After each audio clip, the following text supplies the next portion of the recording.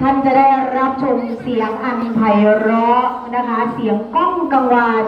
จากคณะลูกๆอนุบาลขอวังนะคะได้ไปโชว์มาแล้วที่ระดับจังหวัดและได้รับรางวัล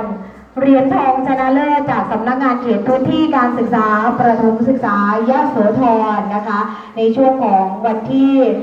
16-17 นะคะที่ผ่านมา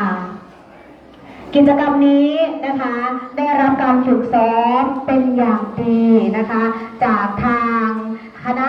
ผู้บริหารนะคะทั้งผู้อำนวยการประสานบุตรไมยท่านรองผู้อำนวยการปิติพงศ์ปทุมแพงและคุณครูเพื่อให้การฝึกซ้อมนะคะ